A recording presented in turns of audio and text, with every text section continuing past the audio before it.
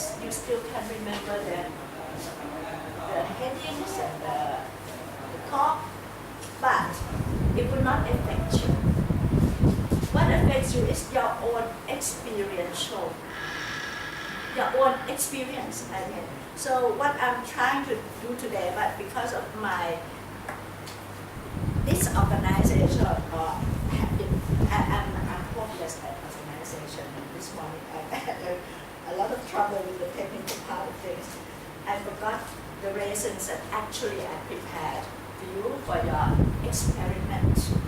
So I hope you will turn up in a few minutes. I will not tell you what the experiment is about. You have to learn from it, to understand it from your own individual experience. ครูคะไม่ทราบอาจารย์ชินชัยไปซื้อลูกเกดว่าไม่รู้แต่ลองเช็คนะโทรศัพท์ Now I just look at my eyes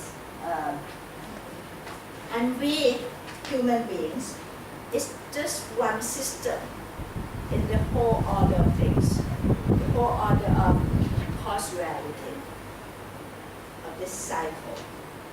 And I think in our lives, if you really notice it objectively, you have little cycles within your own life, the cycles of causality. You do this and it results in that, and you something comes out of that result that makes you do a little more.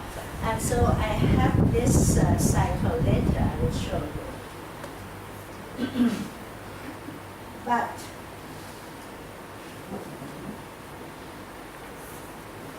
also physically, every moment contains a tiny cycle, birth, changing, and death.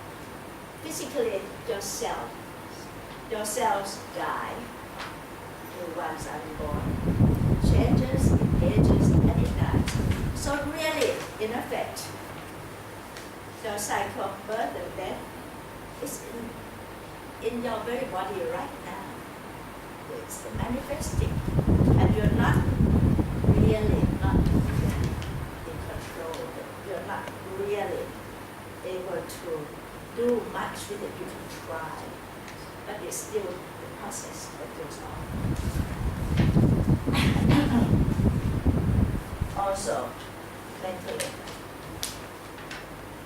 your thoughts are born, changes, reborn, a new one comes in replacing the old one. You have these cycles, both mentally and physically. Every word that I talk has its birth and its death in a moment. Every syllable begins and dies. So this is the Buddhist view. So death is not a separate part of life. It's just part of what we call life.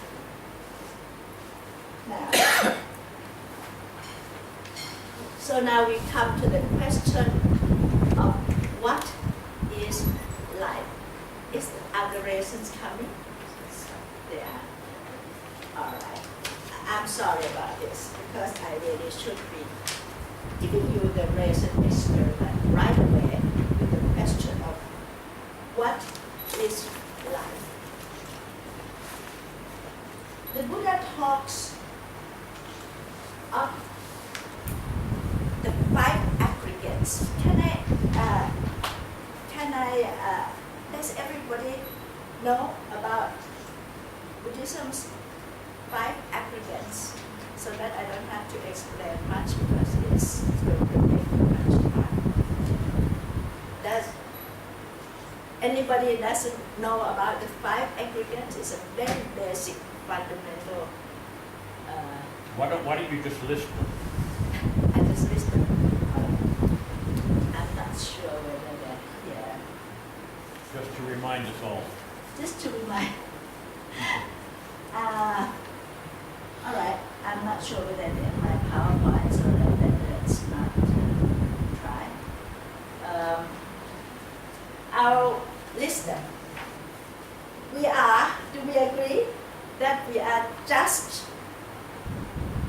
me, whatever you call yourself. I don't want you to look outside, but I like you to look at what you are and what you know of this mind. To agree that you have the substance, the material form, the body, right? And you have the consciousness, the mind, right? Now, with the Buddha says that a personality or a person, a human being, one human being, is composed of these 5 aggregates. One part, substance, material substance. The other part is the mental, the non-material part. The 4 are, please, I like you to try and see yourself rather than listen to me. 1 is Vedana, feeling, the physical feeling and the emotional or the mental feeling. Dhamma, the Rupa Nama, yes. The first one is the Rupa, the last 4 are the Nama. The Rupa is the substance, the material form. The Nama is the non-material. So we are talking about the 4 Nama, feelings, right? Feelings that is comfortable, uncomfortable, or just so-so. Right? Feelings like just liking, disliking, or so-so. Just the basic, that's something. Every moment you have this, and then you have perception. You have perception is a kind of, I don't like to use the word memory, some people use it as memory, but I think it's just recognition, perception.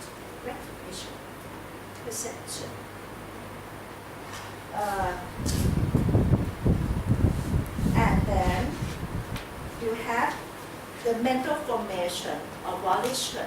That's when you build on things that you see, you build on things that you feel. These 3 comes together usually, not usually always. You think of something, a memory comes up, feeling happens, right? You think, proliferate on that, you know. There's a word called papancha, but I think I would go for that. And there's the consciousness, the vijnana. The consciousness itself, something, you hear something, the sense contact, and then you have the sense contact, but you can be doing something. You can be doing something very attentively, like a voice comes and you don't really hear it. That's because the consciousness is not there, but it's like what you're focusing on. But there's this consciousness that comes actually with these 4, you are conscious of the sound, the sight, the sense contacts. So, what we think as I are in the basic fact is 5 aggregates. That is born and dies every single moment. Even something simple. So I will go on. I really believe that most of you know what I'm talking about already, but is that all right? I go into the still okay. So there is in Buddhism, what makes this constant cycles go on? These little cycles, this little is they are Okay, shall I say the 2, 3, 4, and 5 are aggregates that are component of the mind. And actually, a meditator can experience this compound of fleeting mental states if your mind is really quiet enough to observe them. The birth of one thought is the death of another right? And no thought moment is exactly duplicate of another. So, with all this, you can see that what Buddha says is the 3 characteristics of all existence, or the 3 marks of reality. That's the anicca, anicca, anicca. We usually call as anicca. It's the impermanence or transiency. When your mind is really quiet, you can almost see the transiency of everything of your breath. You draw a breath, it's just that. One breath will never come back again. It will never be the same wind that you draw in. And for me, when I come back to mindfulness, I always make a point of realizing, I don't know when I'm going to finish this life cycle. But I know that every breath that I take is one breath less left. No matter, I don't know when, and I don't know how many breaths I have left. But it is always one breath left. And the reminding yourself of this really makes your relationship with yourself more valuable because it's so transient.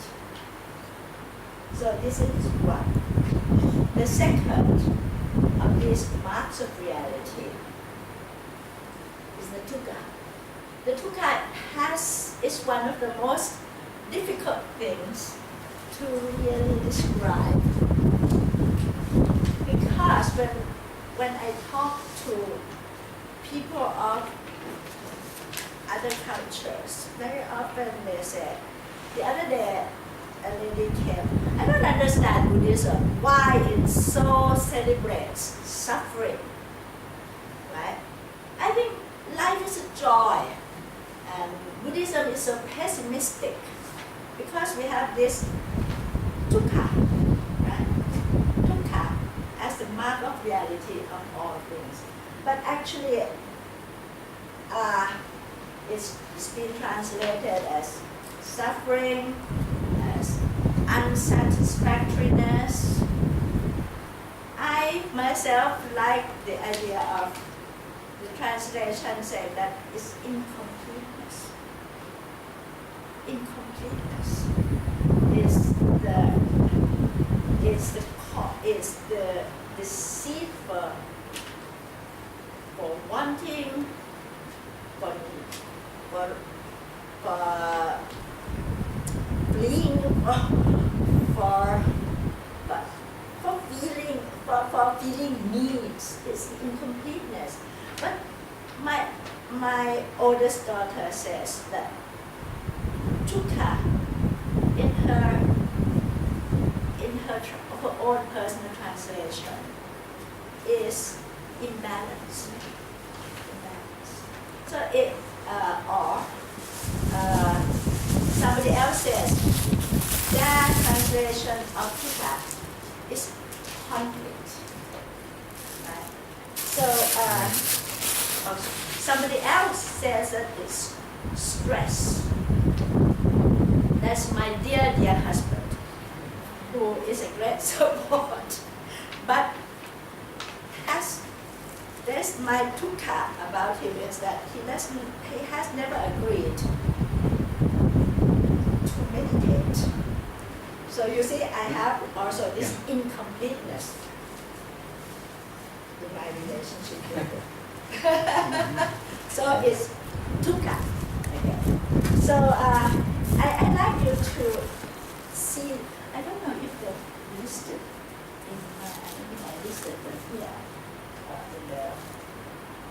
Then the third one is for me.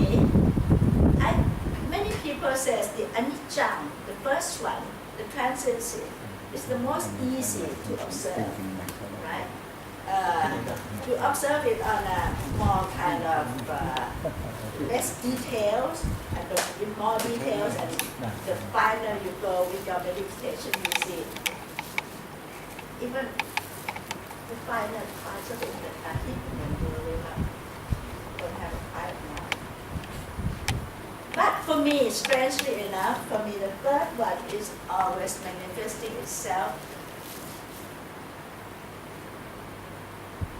easier, more naturally to me, is anatta, the not-selfness of things. Some use the word non-self. Ajahn Buddhakasa prefers to use not-self. Because, as I remember, I have to apologize if I do not explain this rightly. Anybody who is a Buddhakasa expert, please correct me if I'm wrong. Ajahn Buddhakasa said, non-self is something that it's there, but it's not self. Buddhakasa prefers the word not self because there's nothing there. It's just, everything is just a process. The mind is just a process, natural process. The body is dying of the cells, the involved of the cells, the aging, and the whatever it's infirmities. It's just a natural process. I will come back to the dukkha later. Or shall I go? Or shall I talk about it now? Because it's part of life and death anyway. So I don't think I'm digressing.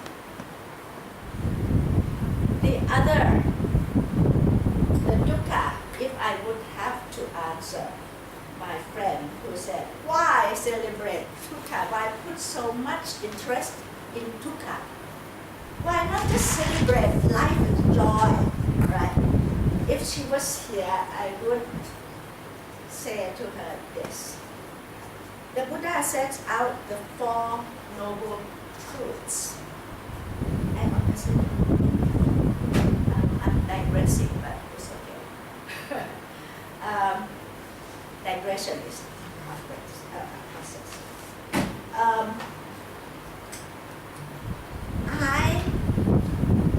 I celebrate the Four Noble Truths.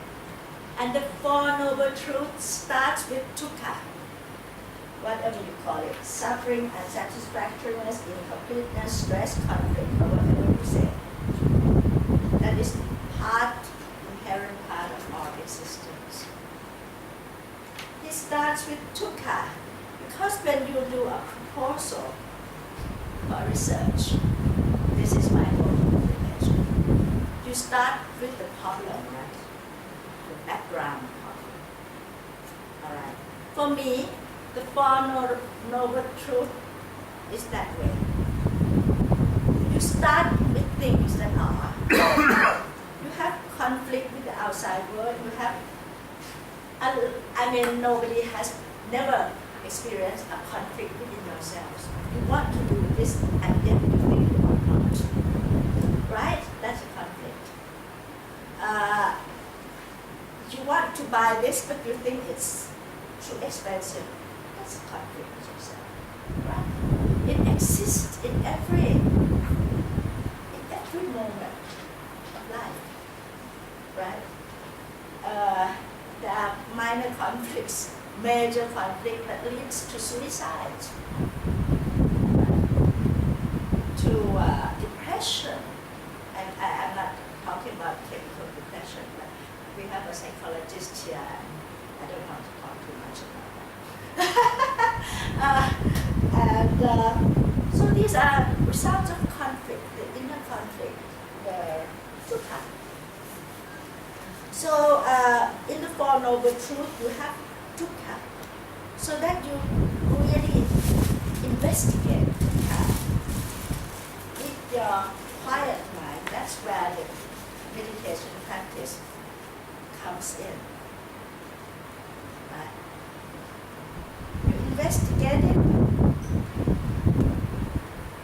With meditation, you have the intellectual investigation, and yet you have the real investigation, experiential.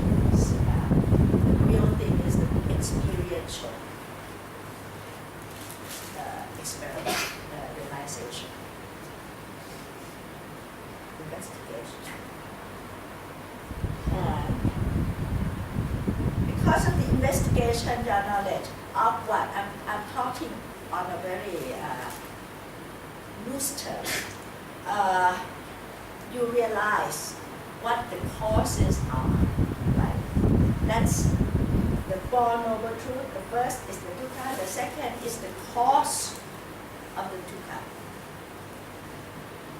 When you realize that's the cause, anything with the cause, you can get rid of the cause, right? Again, I'm talking very loosely. This term is not right really, but just to make it everyday conversation. Cause is in our lives. If you can see the cause, then you can kind of work to take away the cause. I'm sorry. The third noble truth is therefore you have a cause, you get rid of the cause, and there is no dukkha, right? So if you know that there is a way, there is a state of transcending dukkha, then you have the fourth noble truth. There is a path to that point. So I don't think Buddhism celebrates dukkha as the lady understood, or is it a negative system? But Buddhism is not a system of belief, it's a system of education, of inner wisdom, of reaching the inner wisdom. So it takes the Four Noble Truths is really very, very, it's really education based, but not a really intellectual one. The real thing is the experiential one, where wisdom arises, is intuitive wisdom, not intellectual wisdom. But then with Buddhism, you have the three kinds of wisdom, right? of understanding. You have the sutta metta panya, that's from hearing and from reading. And then you have the Cittamata Panya, the one that arises because of your, what do you call it? My English is gone. Your intellectual,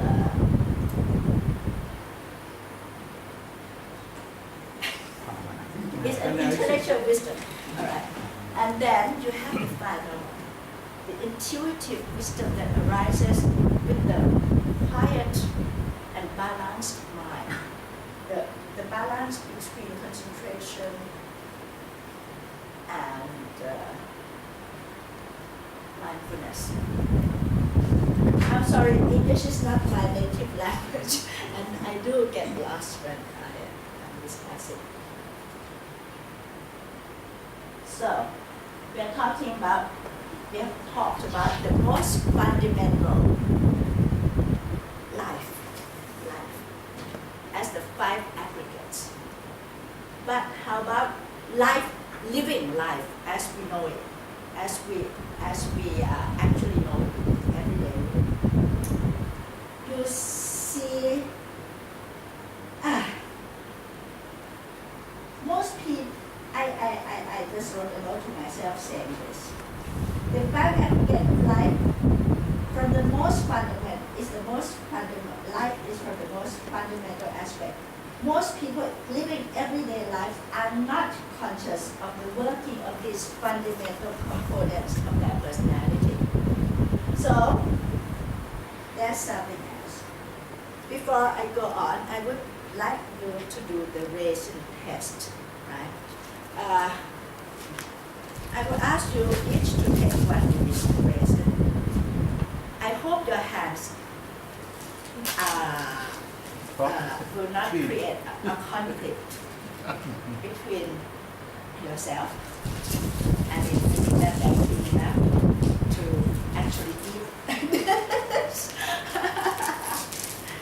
So, can I offer you hold out? This is clean. You hold out the hand that you don't find most easy to, if you're right-handed, put out your left hand, and if you are, yes, and keep your, feel as if you are alone in this room, please. Even though you have people sitting beside you, we are able to be alone in a crowd. It's an experiment. Just one. In the hand that you are not used. All right. This is what I mean. I think that you will. As I've said, everything, the experiential part of realizing is really the most memorable one, meaningful one. So just watch your mind, and not be interested in anyone else. You are alone. You can be alone in a crowd. Don't eat it yet, you just hold it in your hand. You have some more, you hold it. Anybody who has eaten it can have one.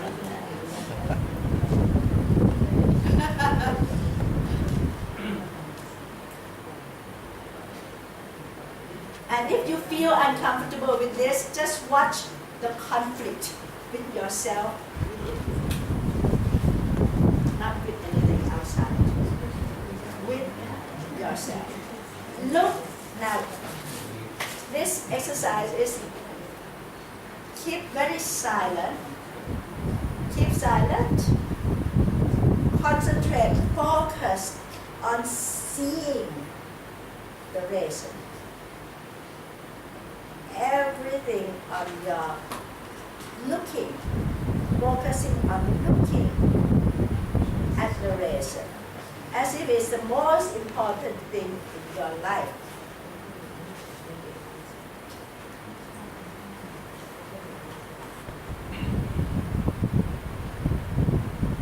Right? Try concentrating just on the reason, on the sight of the reason. And then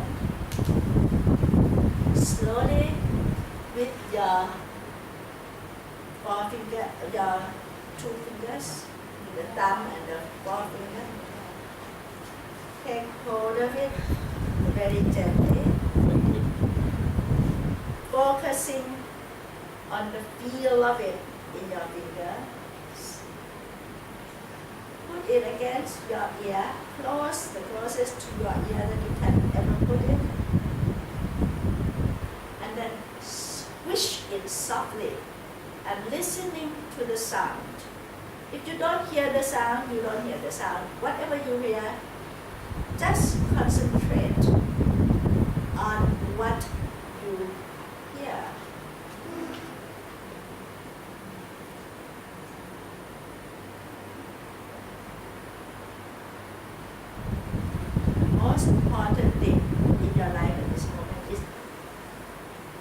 listening.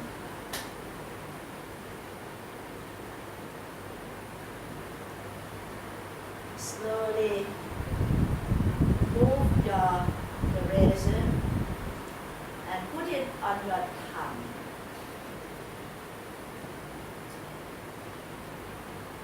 Feel it. Don't chew yet. Just roll it down on your tongue, round on your tongue. Feel every texture, anything that you can feel about it, as if it's the most important thing in your life. Feel this razor on your tongue.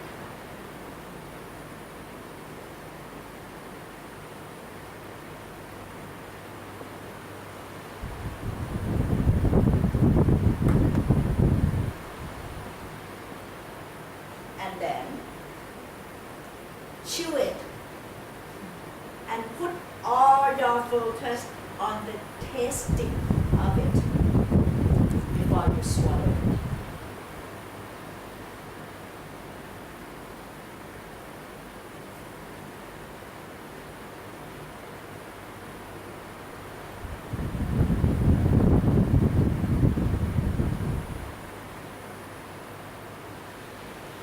So, swallow.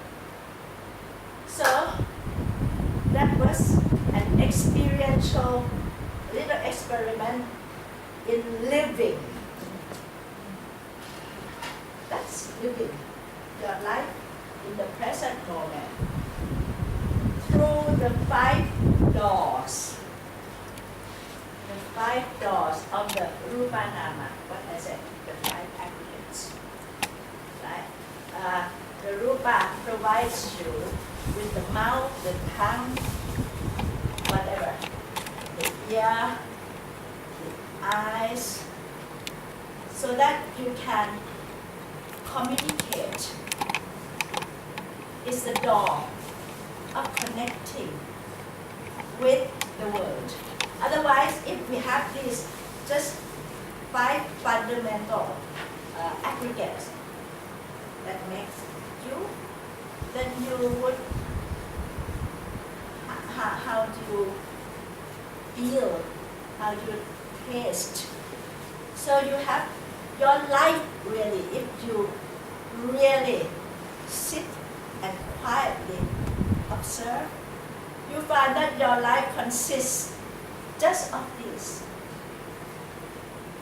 of sight, sound, right? Taste, touch, right? Sight, sound, smell. Oh, I skipped one thing. I forgot to tell you to just smell the resin. I'm sorry. So We can have another one. Plenty. Quite a lot. So really, this exercise, this experiential exercise, is to show you that really your whole world is through these doors and mind. I asked you when you were holding the razor, what's your mind? What was happening here? Wondering, what is this going to be about? Worrying whether my hand is dirty or not. La la la la. Right? So you have these 5 doors that connect, 6 actually. 5 are the material ones, 1 is the mental one. The doors that you connect with the world. And actually also with yourself. Right? So, that's the first exercise. I hate to say that you have 1 or 2 more. And if you worry about that, watch your mind, your relationship with the outside world, and how it reflects your relationship with yourself. Right? So, these are the. So, interestingly, you have doors that are channels of reception, right? Of feelings, of communication. You have, the Buddha says, you also have 3 doors of action that creates the karma, karma, we call it karma. Yes. So you have 3 doors to do this. 3 doors that are channels of action. Body channel, guide. Speech channel, vachi. And thought channel, mano. It is really quite interesting because the world and life and from morning to night, all this, so much is happening. You are living this very so-called full life. But actually, when the Buddha points out that actually your world are only these things that touch with your 5 reception doors, connecting doors, and the ones that are the channel of action. Right? The channel of action, because no matter what you say, what you do, and what you think have imprints on whom? Yes, on the world, yes. There's the word, the butterfly effect, right? The flutter of the wing of the butterfly makes also change some energy.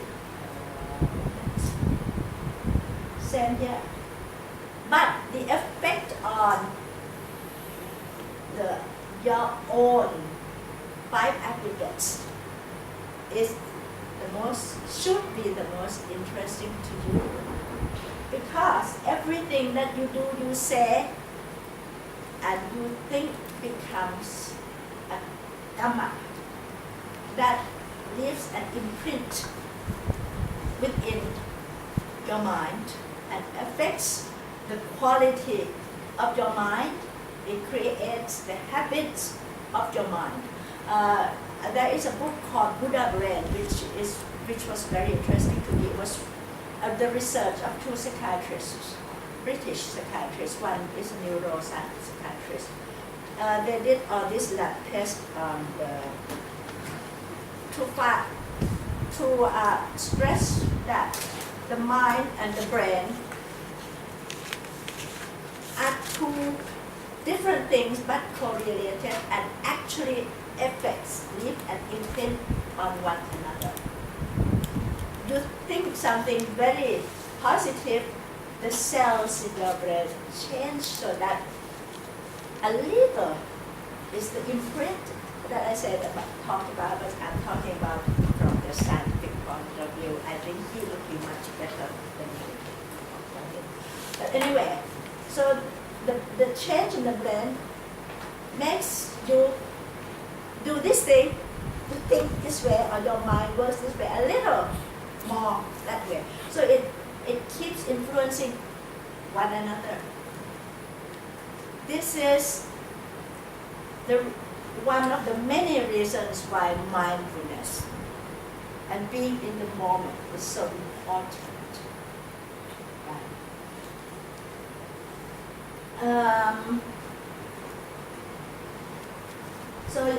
So you have these doors. Just be conscious of them, right? And yes, in turn, each imprint has an effect on the formation and habits of the mind, which in turn influence future action, speech, and thought. So you see the circles again. In Buddhism, you can see all the circles. So many little circles. So, I talk a lot out of my notes and away from my note. And so may I read this? The sense consciousness, vinyan, and the mind consciousness divides like or dislike, indifference, and translate it into feelings and then perception. Right? This process leads to concept of subject-object duality. Then you start dividing yourself. This is me. This is mine. This is them. That's that. So the separation happens. So now you're going against the natural order of things, which is interrelation. Everything is part of everything else. And this is where the dukkha comes in, this separation. And beside the separation, you give it also the characteristic, your delusional mind. I hate to use these terms, but it deludes itself in seeing the world as solid. So once the world is solid, your problem is solid. Right? The conflict between me and the outside world is conflict and stress. So we can, what I'm trying to cover now should be said in about a whole semester of talks. I'm just doing it very roughly. And the experience, the process leads to concept of subject-object duality. Me here, the solid separate world, the me and mine versus the they and theirs. That's why we get to become parties, groups. My group, your group, you're different, right? So it's this conflict, this separation. So you can see I'm talking about life and death, right? This is all to do with life and death in every moment.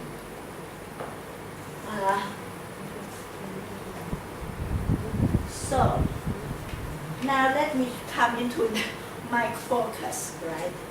I'd like you to look at this, right? Actually, this is a poem that I wrote about 20 years ago.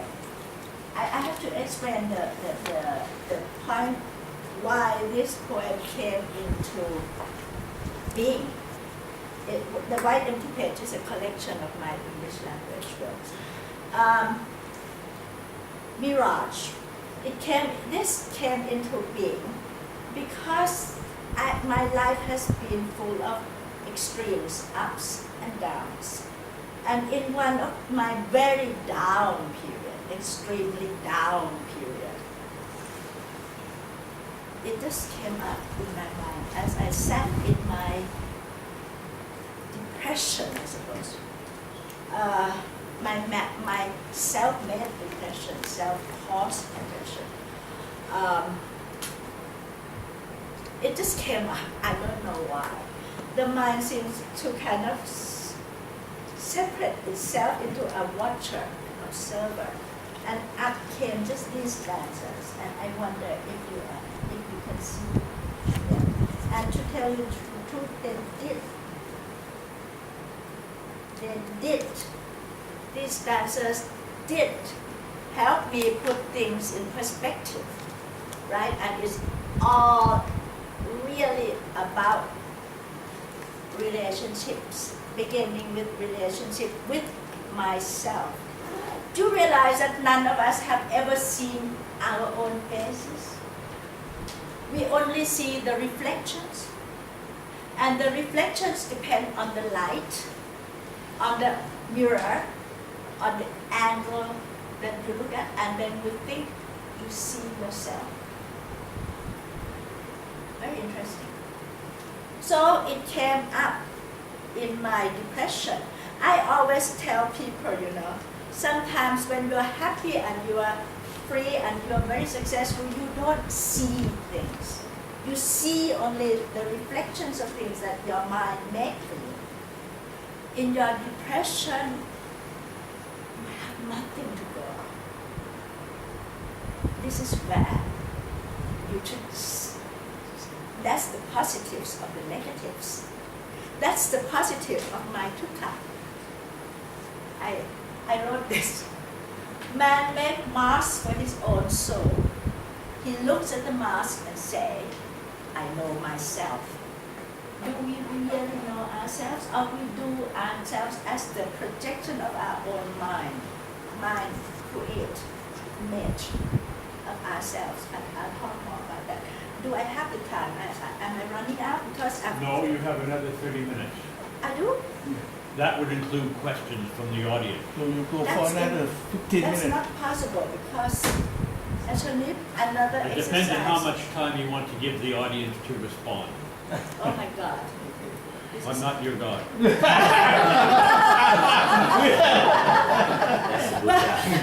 That's only the timekeeper. I don't know if I can do this because I have more experiential exercises for you to do. Well, man make mask for his own soul. He looks at the mask and says, I know myself. Okay. The next one, to tell you the truth, I more or less wrote this spread out of my own mind. I didn't even recompose it much.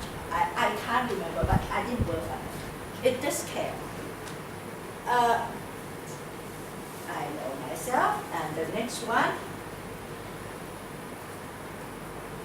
Man makes mirrors for his own eyes.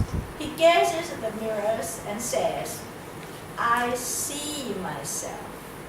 That's another delusion, right?